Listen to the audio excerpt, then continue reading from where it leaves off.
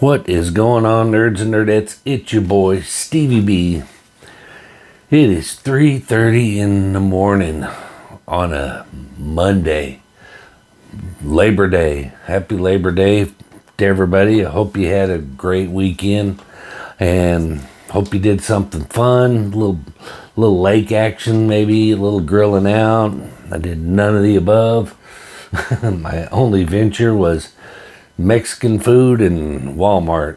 So, and since your boy's schedule has changed again, because I can't seem to keep an overnighter, cannot seem to keep an overnight crew member to not quit on me.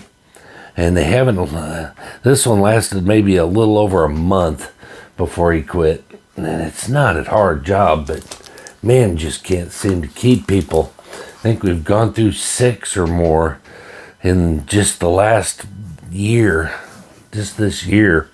So it's crazy, but man, before I get started, I wanted to say thank you to everybody who responded to my last little pity party video that I posted. Yeah, I'm usually not one of the guys that you know, that throws a little pity party like that, but I was kind of feeling down, man, and I'm mad at myself for feeling that way. I hope the sound is okay. I'm trying to be quiet because it's 3:30 in the morning, and Amy is sound asleep. The Gizmo, my dog, sound asleep. I was trying not to wake anybody up. But I was just kind of feeling a little down and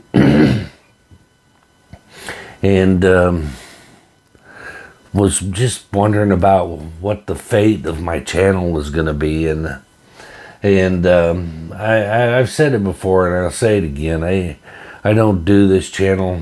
This channel is a hobby for me. It's not a job. It's not business. It's not a, you know, I don't make any money from it. I don't expect to ever make any money from it, but it is something that I like to do. But every once in a while, you're gonna feel like that somebody's listening while you're talking, and I just kind of got the impression that nobody was really listening, that maybe nobody was out there and really watching my channel, and with the exception of 2 or 3 people that tend to comment. But I was wrong. Y'all do watch my channel, and I appreciate it. I really do. I get some great advice from a lot of my subs out there. A lot of you that watch the channel really got some good advice, and I'm extremely grateful for it. You just have no idea how grateful I am. The sticker people have come through for your boy and reminded me what I love about this community so much. So for that, thank you. From the bottom of my heart, thank you for all the kind words and the support.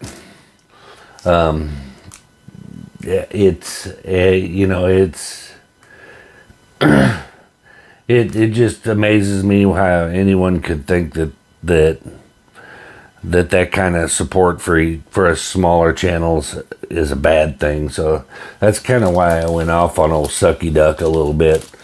Of course, I did see a video he did with Jim Mint where he kind of downplayed the whole sticker people video and the whole I didn't watch the roasting video because I didn't feel like watching a whole entire video of him bad-mouthing other channels. Essentially, he said that he was not really a bad guy. He was just playing one on YouTube. Said there were no bad guys on YouTube, and he wanted to be a YouTube bad guy. I mean,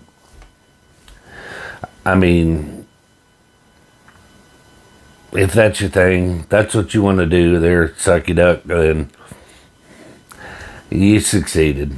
You did great. You did great. But I will forever be grateful that he has given us low-level channels, the ones that stick together and support each other. He's given us a name, the Sticker People. And I meant it. I wasn't being sarcastic when I said I love the name. I do. I love the name. As much as you guys love that thumbnail, I know you guys saw that thumbnail and were like, oh my God, bleach for my eyes, bleach for my eyes. But I thought it was hilarious. But anyway, I do have a haul video. I do have a kind of sizable one, bigger than they have been today. Next week should be pretty decent, but I haven't really been able to go after many of the key books. There's a couple of key books out there that are right there in my range, but just a little out of it right now. So maybe with this overtime I'm going to be getting, maybe I might be able to pull the trigger on one or two of those key issues that I'm after. But I did get some decent books that I'm happy to get. One of them I got mixed emotions about, but let's get into it. Let's just get into it. Nothing from eBay this time. Everything is from Midtown today. So no eBay, no whatnot. Money was a little tight, so I couldn't go too far outside of the Midtown realm. But first up, we got the Marvel must-haves. It was free. This is like a free preview for Spectacular Spider-Man #2, and Gods #2, and Avengers Twilight #1. So it's just like a little previews, and it was free. And I really need to stop getting these things just because they're free, because they just end up in a junk tote, with all my other books that I have no intentions of keeping. But I can't resist. It's free. I'm like, I'll take it. So I did. Another one. I'm not sure why I pulled the trigger on this one. I guess sort of maybe a little bit of a spec book, maybe. Boy, that's got a pretty decent crease in that thing. Or is that the bag? No, that's not. That's not the bag, that's the book. That is wild. I didn't notice that till now. But, at any rate, it's probably because of the last book I'm going to show you. We'll talk about that one. But I thought maybe this anniversary issue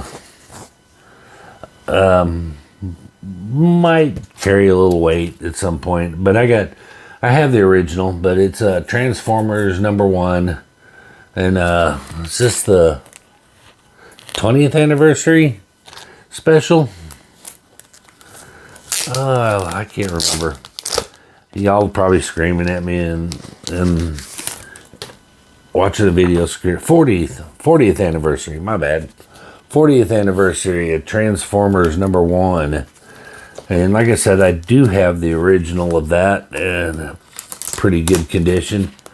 I believe I got it out of a Comic Foo mystery box a while back, and I held on to it. Not a big Transformers fan, to be honest with you, but I thought it was a pretty cool cover. Neat little repop of the original. But man, can y'all see that?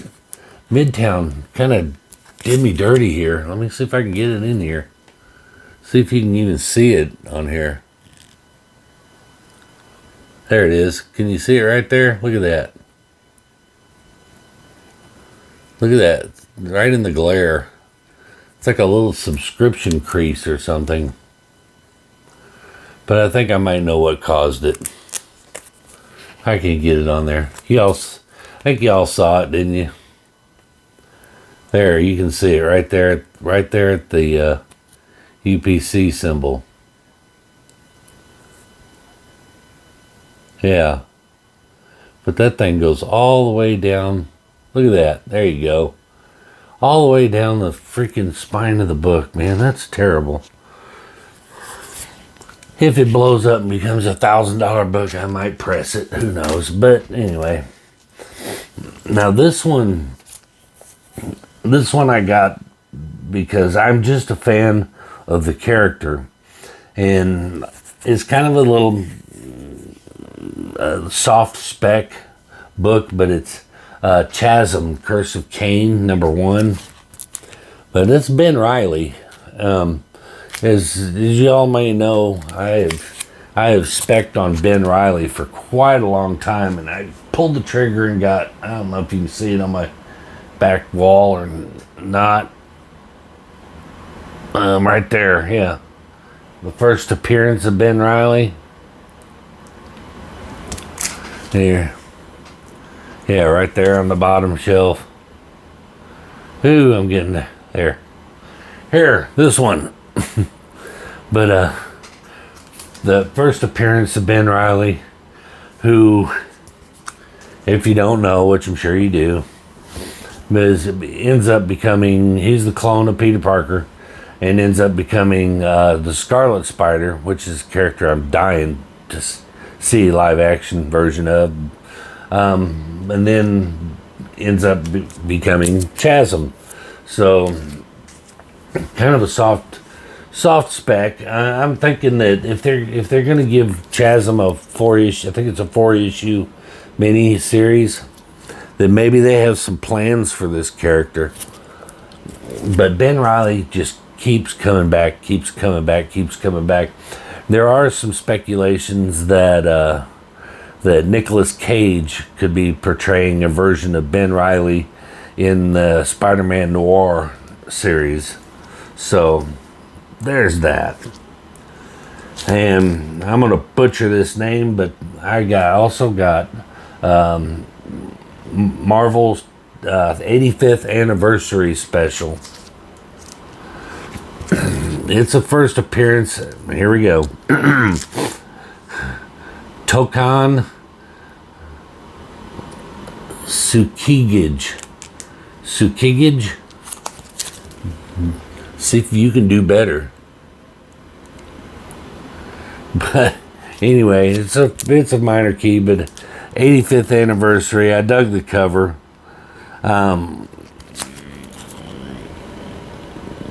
We'll see. It's a little tiny minor key, but next up, I got Deadpool Team Up number. My brain wants to say 4. I don't think it's number 1. It could be. It could be number 1. Let's just check. It is number 1. My bad. Deadpool Team Up number 1. That Liefeld foil cover. Still can't draw feet. Yeah, I wonder nowadays, after all these years, the fact that he still draws crappy feet, is it just now his shtick? Does he do it intentionally now? You'd think by now he would have gotten good at it, but maybe, because that thing looks like his ankle's broken. It's twisted, all jacked up, but do you think maybe now it's like become his trademark and so he just does it intentionally? I don't know. But anyway, it was shiny and foily, and it's Deadpool, so I had to have one. This next one is kind of cool. It is, again, I'm going to have to take the, oh wait, maybe not. No, yeah, duh. Couldn't remember the title. And then after I read it, I'm like, oh yeah. This one is cool because this is something I've never seen on a gimmick cover. You know how I love the foils. Y'all know I love the chromium, stuff like that. But this is a prismatic foil cover. And this is the 0 Hour 30th anniversary special number 1. And, well, yeah, the camera does pick it up. But see that kind of, that prismatic It is kind of cool up close, but really dig that cover. That is so cool. But 0 Hour was a cool event. Basically, this is the events that happened after Green Lantern Emerald Dawn, where Coast City was destroyed, and Hal Jordan went on an absolute murder spree and killed off all the Green Lanterns and stole their rings, which is that iconic, Green Lantern with all the rings on his fingers cover from Green Lantern 49. But kills off all the Green Lanterns, steals their rings, so he has the power to bring back Coast City and restore it. And this is after he become Parallax, and he is basically trying to alter the timeline and bring back Coast City, and he becomes a bad guy. And 0 Hour was him jacking with the timeline, and it's where you got current characters meeting up with the characters from an earlier time, like the two Robins meeting up, the two Superboys. Dick Grayson Robin meets, I think it was Tim Drake at that time, Tim Drake Robin, and it was a really cool storyline. I don't either. I have all the Emerald Dawn books, but I do not have the 0 Hour books. I do have the classics of the Superboy, two Superboys meeting each other, and the two Robins meeting each other, which was really cool. But cool book. I gotta give it a read because it's been a while, so can't wait to see that one. Next up, I have this book, but they had a version of it. You could get it signed for a signed copy of it from Matthew Rosenberg, who's the writer on this, and it was for like cover price. So I was like, why not? Actually, I think it was cheaper than cover price. I think it was like $5.99 or something. And it's also a foil cover. But it was that DC versus Vampires World War V. but yeah, with that foil Batgirl cover.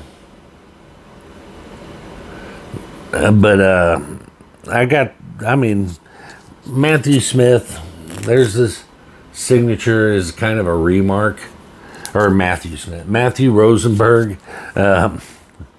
Where the hell did they get Smith? But Matthew Rosenberg is writer with his signature remark type thing. So kind of cool. I thought I'd pick one up for cover price. Can't really go wrong. So I grabbed one. All right, last but not least, y'all know I've been picking up them foil facsimiles, and I knew what I was getting into when I bought it, but I've wanted this book for so long, and when I found out that they made a foil facsimile of it, I was like, I don't care. So not only did I pay $17 for the book, but I'd spend an additional $30 to order, because I couldn't just get one. So I ordered a package of 10 bags and boards for it, and one top loader for treasury sizes. And you all have heard me bitch about treasury size books for so long. I hate them because it's so hard to find something to store these things in. But this one was just one that I had to have, and that is I got backup Superman versus Muhammad Ali. I mean, in a foil. That is so cool. That is so cool. Every one of those people in the audience is some kind of celebrity. They did put it in a bag for me, but you see how tacky that looks. And not only that, but it's like they found a used bag or something. But this is probably what caused the subscription crease in my other book, because Midtown packed this in a box that was slightly too small And as you can see, there's a slight warp to that, which I hope it's not egregious. So I think it'll flatten itself out once I get it in a top loader. But it's just slightly too small. So it was in the box, bent up like this, and other books laying on top of it's probably what caused that little crease that I was showing you earlier. But it's all right. I'm not going to be too mad about it. This, like I said, I would really like the original of this. There's a couple of Treasury editions that I love the books, but I'm not a fan of this format. But like there's a Batman versus Hulk Treasury edition, so I figure I'll get a 10-pack, and maybe I might go after some of these other Treasuries, Superman, Spider-Man, Batman, Hulk. I gave away that Batman foil Treasury size book that I had at one point, because like I said, they're just hard to find a display to put them in. And I know Crafty Comics makes a Treasury size acrylic display case for those, but they want $60 for it. And if you're gonna pay $60 to encapsulate it, you might as well just send it to CGC and get it graded and slabbed, because that's about what you're gonna pay. So I'm not gonna pay that kind of money for a slab that's not even graded. There's just no way. $60 is ridiculous for that. So if you're watching this, because the owner of Crafty Comics did a private message to me on Facebook of all places, because he saw me comment on Comic Capsule's post on Facebook, and saw me comment about y'all need a Silver Age size. You need a Silver Age size. And he saw that comment, and then he private messaged me and started pitching to me, hey, you ever try Crafty Comics? And I'm like, well, I've seen them, but I think they're just and I told him, I said, I think they're kind of just a blatant ripoff of Gator Guard. And if I'm going to buy one of those acrylic cases like that, I'm going to go with Gator Guard, instead. And he starts giving me this sales pitch about how much better they are. And I said, you work for Crafty Comics, don't you? And he's like, yes.